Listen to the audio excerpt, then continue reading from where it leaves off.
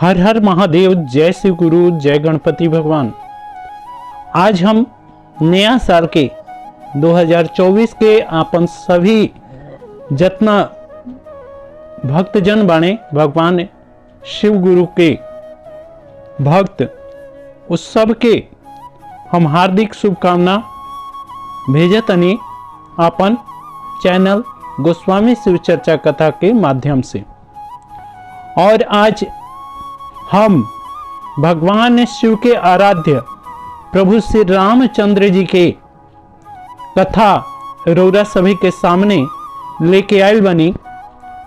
जवन प्रश्न ई उठता कि भगवान श्री राम के पिता महाराज चक्रवर्ती सम्राट दशरथ जी रहन, ओइजा धर्म पिता गिद्धराज जटाऊ कैसे हो गए।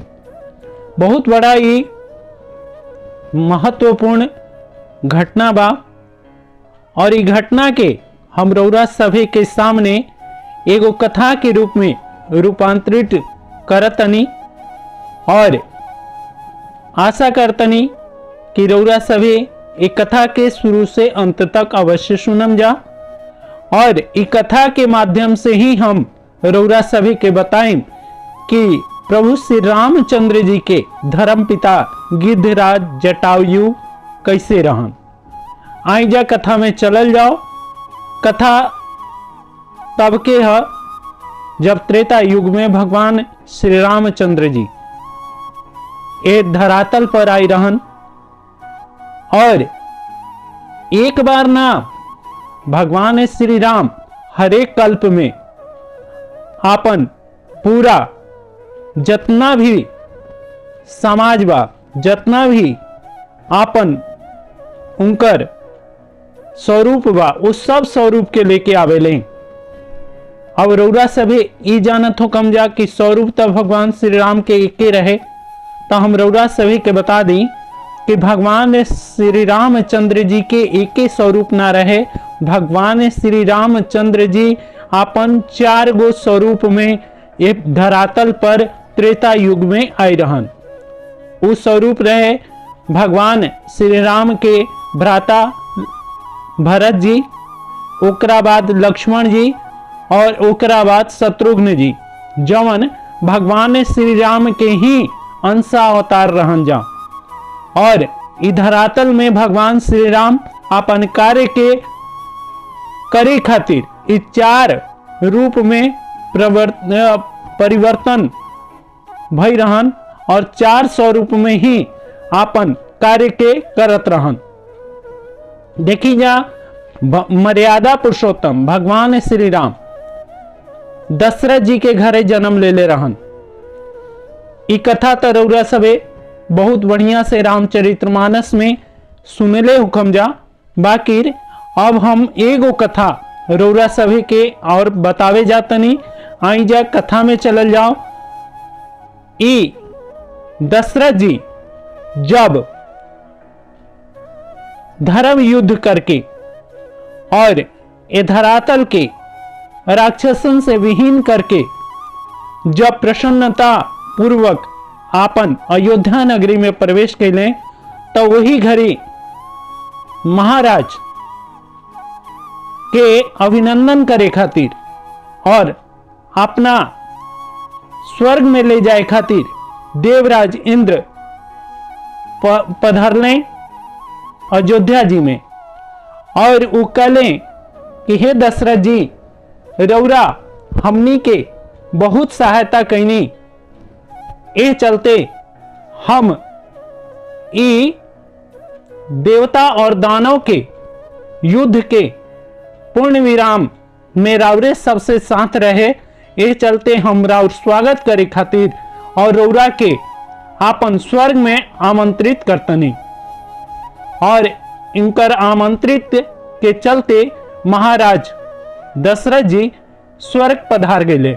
और जो स्वर्ग में गए तब ओइजा आधा राज्य जौन आधा सिंहासन रहे देवराज इंद्र के, वो आधा सिंहासन पर महाराज दशरथ जी के आसन दिया और वो देवराज इंद्र के संगे बैठने और सब देवता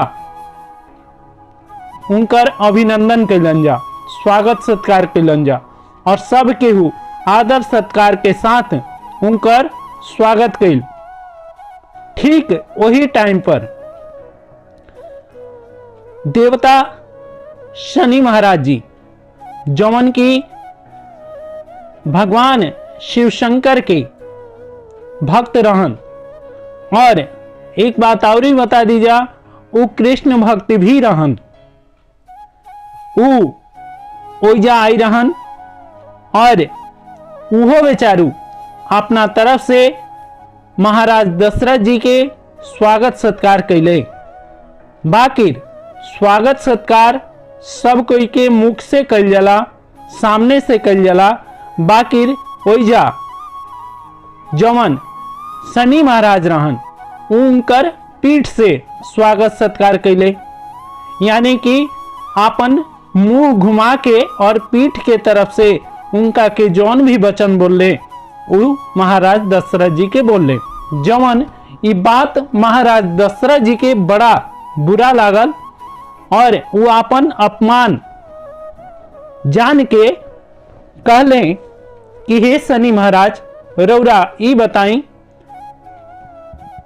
कि जितना लोग हमार स्वागत सत्कार कई उस सब केहू आपन आपन चेहरा सामने करके और नाम से हरेक किस्म से हमार स्वागत सत्कार कैलस, बाकी रौरा काहे हमरा तरफ पीठ करके खड़ा बानी, ये बात हमरा अच्छा नहीं लागत। तब ई जौन भगवान शनि रहन उस शनि महाराज कहले कि हे महाराज दशरथ जी, हम रौरा से क्षमा याचना चाहतनी, हम रौरा के आपन नेत्र भर के ना देख सकतनी, काहे कि हम एगो श्रापित देवता हैं। तब ऊपर महाराज दशरथ जी कहले कि ऐसन कुछ बात नहीं के, रौरा हमरा तरफ पीठ करके ना आपन नेत्र भर के देखी और स्वागत सत्कार करी। ये पर जौन शनि महाराज रहन कहले कि महाराज रौरा हमरा से ये तरह करे के मत कही, काहे कि रौरा हमार तेज के सहन ना कर पाए। अगर हम रौरा तरफ अगर तिरछा नैन भी कर दी तो रौरा धरातल पर चल जाए। ये बात के सुन के महाराज दशरथ जी के अहंकार पूर्ण वचन कहले कि हे शनि, रौरा हमरा तरफ मुख करके ही खड़ा होके, तबे हम राउर महान मानम और राउर ई मेहमानी नवाजी हम राउर मानम। तब शनि महाराज बार बार आग्रह कैले, बाकी महाराज दशरथ जी वो आग्रह के ठुकरा देले। जना के चलते महाराज दशरथ जी के तरफ मात्र एक सेकंड खातिर, एक पल खातिर शनि महाराज अपन नेत्र के थोड़ा सा तिरछा कैले, जौना के चलते महाराज दशरथ जी ओइजा आकाश से गिरत धरातल के तरफ चल देने। जब आकाश के तरफ से धरातल पर गिरत गिरत आवे लगले, तब वही रास्ता में जब ऊपर से चिल्लाए लगने बचाओ बचाओ बचाओ, तब गिद्धराज जटायु वही वन में अपन बेचारू पेड़ के ऊपर बैठ के और संयन करत रहन। जब ये आवाज के सुनले तो गिद्धराज जटायु अपन पंख फैला के बेचारू उड़ गए और महाराज दशरथ जी के अपना पंख पर बैठा के और सुरक्षित धरातल पर ले लें।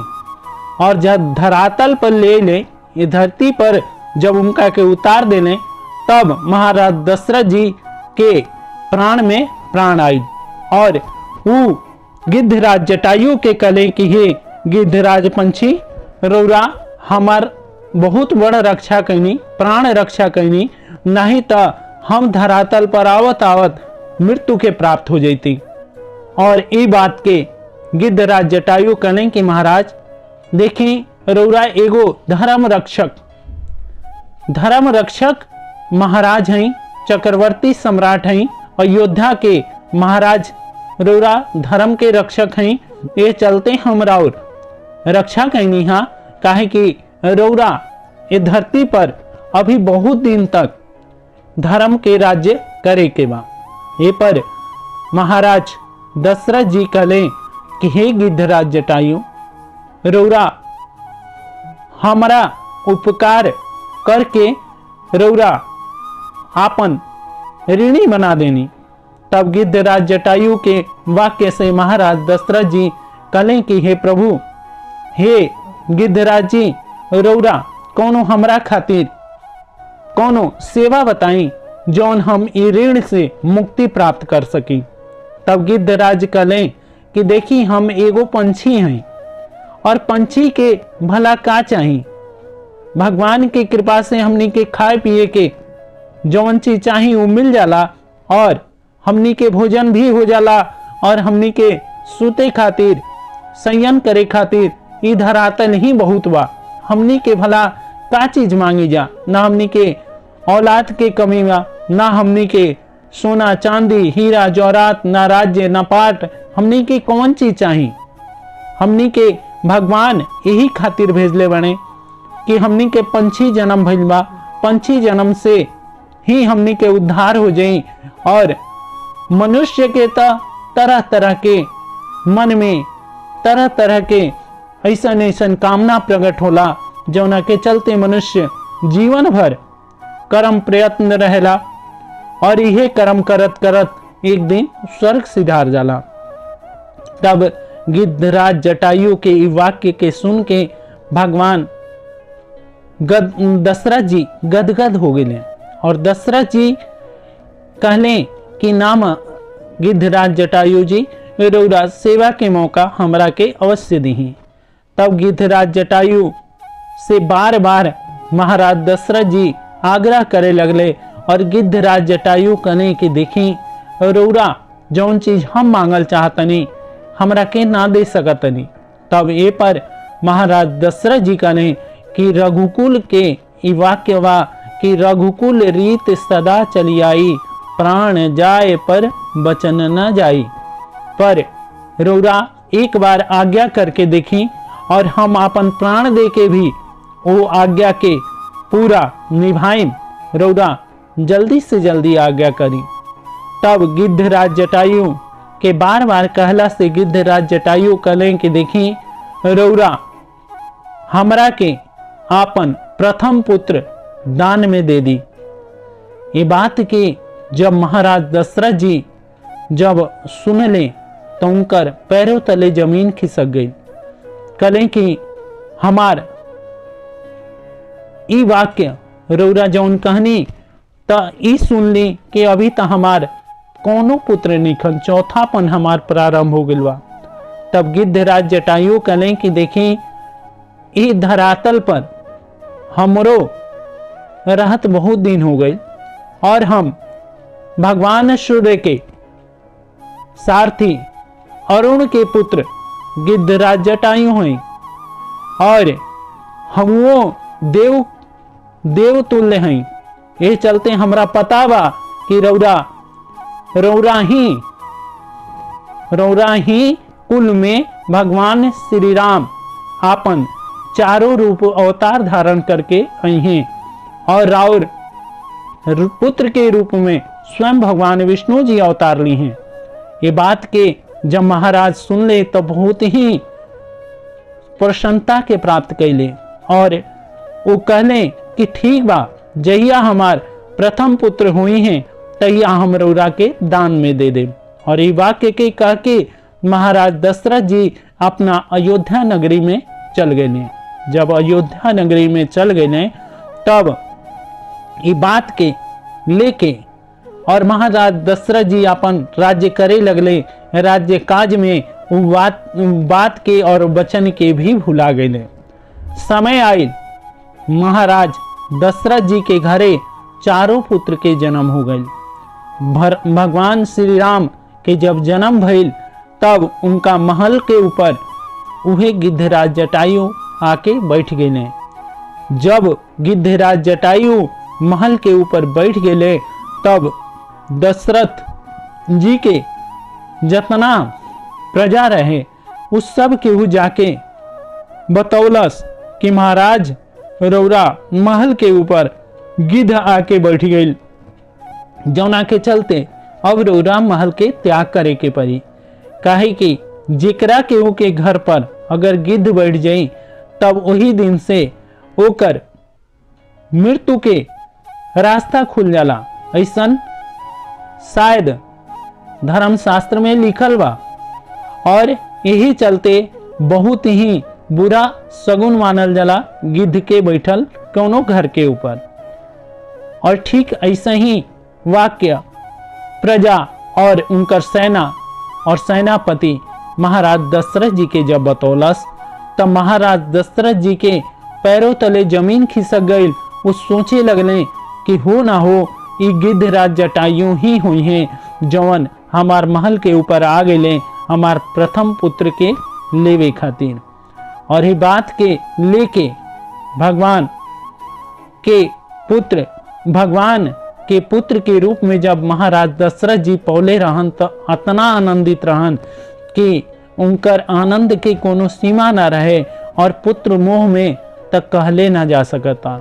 भगवान श्री राम जी के पिता महाराज दशरथ जी आपन महल के ऊपर गए और गिद्धराज जटायु के सामने आंसू भर के नेत्र भर के कहे लगले कि हे महाराज गिद्धराज जी रोरा अभी का करे आगे नहीं, अभी तो हमरा घरे काले चारों पुत्र के जन्म भइल बा और चारों पुत्र के अइला के खुशी में अभी तो हम खुशियों पूरा ना मनौनी और रोरा आपन वचन के पालन करे खातिर हमरा से कहतनी।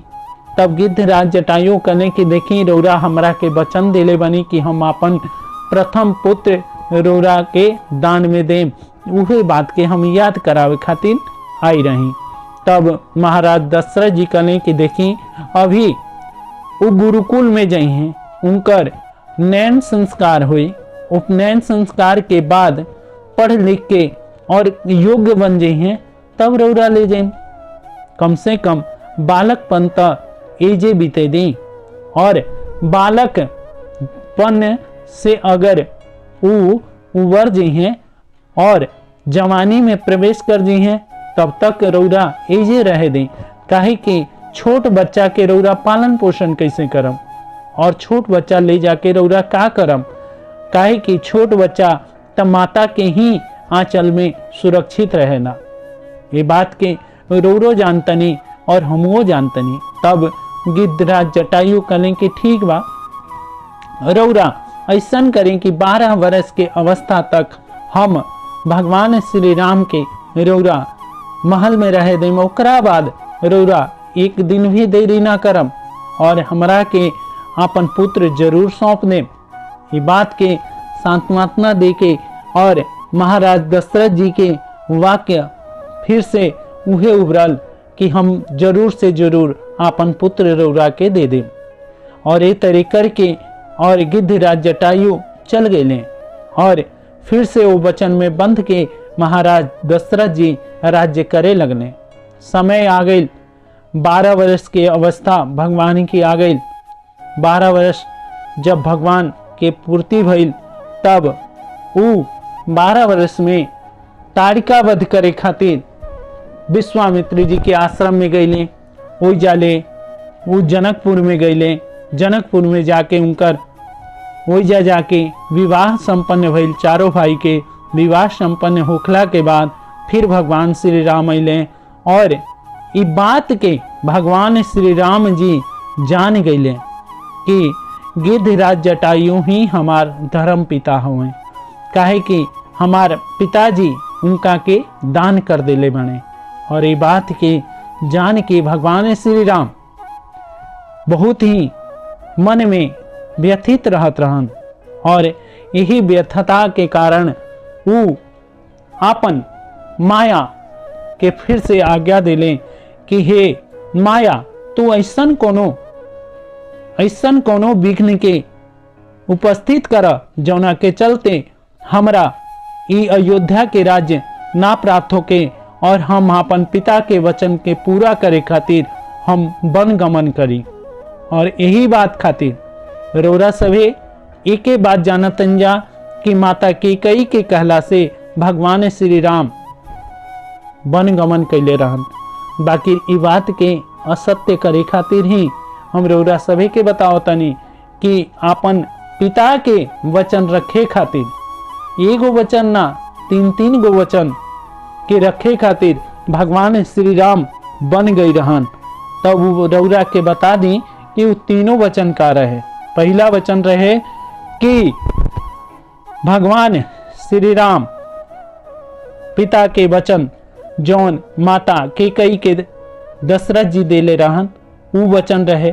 दूसर का कि आपन उनकर पिता महाराज दशरथ जी गिद्धराज जटायु के देले रहन कि हम अपन पुत्र रौरा के दान में दें। तीसर का वचन कि बाली एक बार तीनों रानी के और संगे महाराज दशरथ जी के बिहार वन में गईला पर वहन जना के बंदी बना ले रहन और बाली के मारे खातिर माता कैकेयी अपना मन में पूरा प्रण ले रही कि जहिया हमार पहिलका पुत्र हुई, प्रथम पुत्र हुई, उहे हे बाली तहार बद्ध करी। ई बात के माता कैकेयी अपन मन में बहुत दिन से सोचत रही कि हमार प्रथम पुत्र राम भइले और राम भइल मने और उहे हमार ई वचन के पालन करी हैं और माता और पिता के दोनों वचन के रखे खातिर ही भगवान श्री रामचंद्र जी बाली के वध कैले।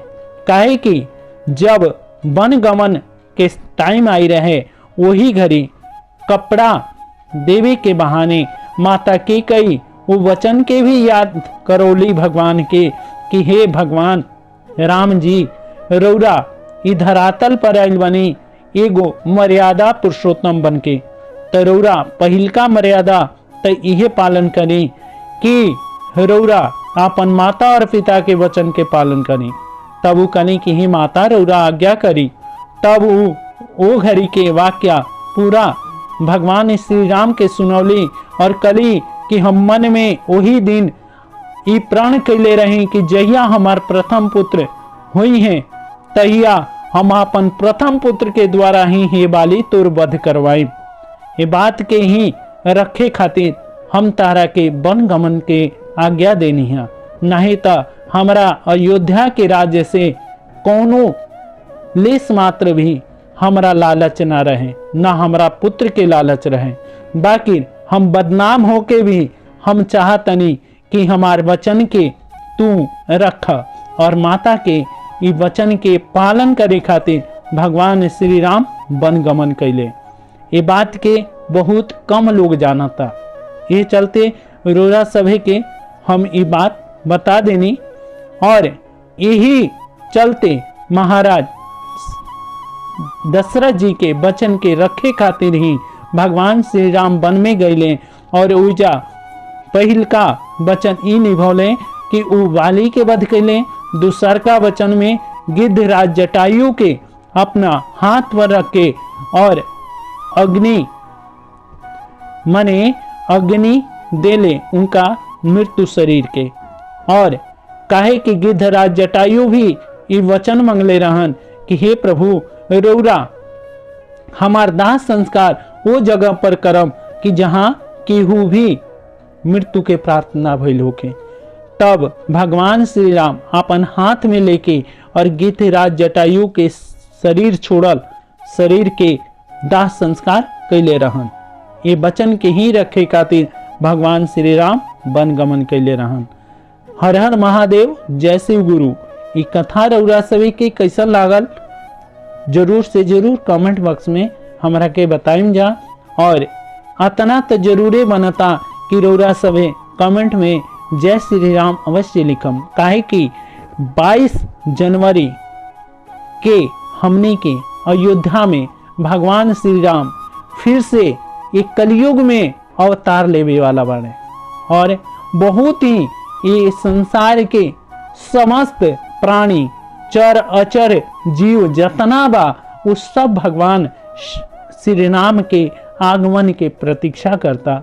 और हम जानत नहीं कि रौरा सभी भी भगवान श्री राम के बहुत बड़ भक्त हैं जा, और रौरा सभी भी ये आगमन के प्रतीक्षा करतन जा। और हम रौरा सभी से यही से एक बार फिर आग्रह करतनी कि रौरा सभी कमेंट में, लाइक में, जहाँ भी होके वहाँ श्री राम के अतना नाम लिख दी कि धरातल पर जगह ना रहो भगवान श्री राम के लिखे खातिर। काहे कि हम जानत नहीं कि रौरा सभी महान भक्त हैं जा, और यही महान भक्ति के कारण ये धरातल आज तक टिकल बा। अतना